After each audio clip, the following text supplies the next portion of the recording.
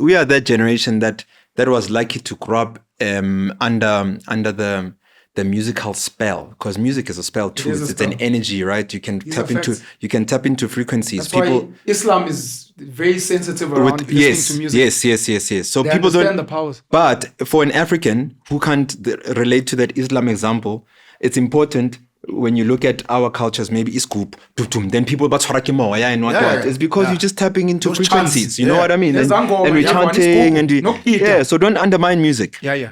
Music can make your life or break your life altogether. Have you seen Sinners? No, I haven't seen Sinners. You still haven't seen it? It touches on that thing of how music is a portal into a spiritual realm. 100%. If you ever seen it, shout out to Ryan Coogler. Sure. In 1986. Isn't Come on. Shout out to Michael B. Jordan and the rest of the cast. But Sinners, one of the core themes is the danger of music. And I hope I'm not spoiling it, but I just want to say when you do watch it. Is it on Apple or Netflix? Or? Nah, I think it's just come off the cinema circuit because it was at the cinema. Should be able to be on the platforms. Yeah. I'm not sure. Oh, I've got this pretty lady that told me about Sinners. Sure. Yeah. Okay. Yeah, and it's on Apple. She sent me stuff on Apple, but unfortunately, Apple came up with so you have to rent it. And what a pretty lady. I've got this lady chasing Sinners. Yeah. Nothing wrong with pretty. She's a pretty. It's a description. No. So it's just a description, and it tells you that I remember her as pretty. We won't carry on. Yeah. In the movie, because this is relevant to what we're discussing now, because we're speaking lifestyle, Zulu, Sotho, Christian, Muslim, Jewish lifestyle, and not just a language or just Sure.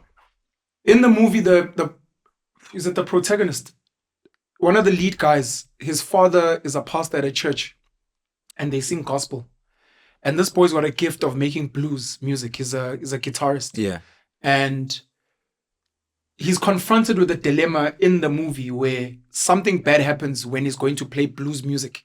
Because where do you play blues music? In pubs and clubs where people are getting drunk and what.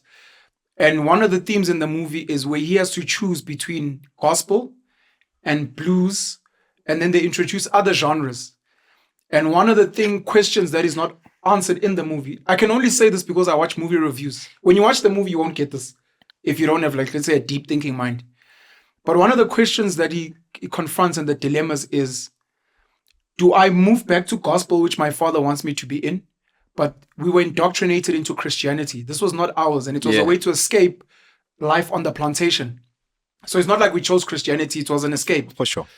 Or do I go to blues, which it was my way to break free. It was my way to rebel. Like, Sasonte is like gospel. My father listens to Maskandi, but I found hip hop. And my parents are like, this is swearing and what. You must come to the church and you listen to the gospel.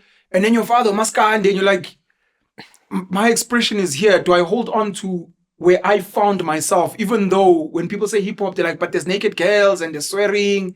But that's where I got free. Talib Kweli, Mos Def, Dead Prayers, Tupac, KRS-One, Immortal Technique. I'm like, but this was my institution. So anyways, watch Sinners, and that's one of the themes. Then you're sure about the music we listen to. Yeah. Sure. Maskandi also, I don't know if it still is, it was an institution. I'd meet Zulu people. I think Maskandi is a Zulu genre.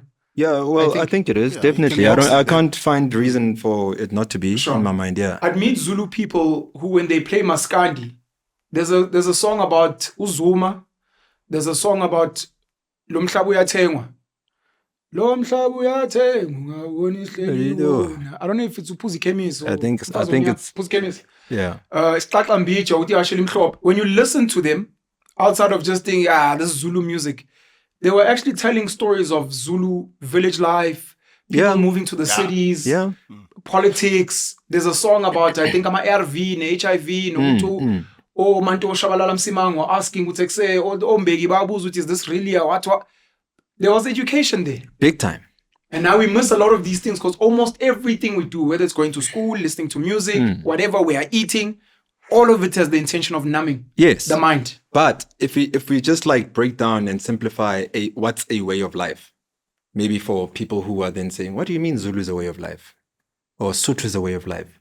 Sotho has always been a way of life, because a way of life, when you just break it down, you probably talk about how you dress, what you eat, what you the language, the code that is called language, that we then articulate our communication, or so it's language. And then maybe the fourth one, if we were to just put it out there quick, is a culture that comes from all these that then forms culture, maybe.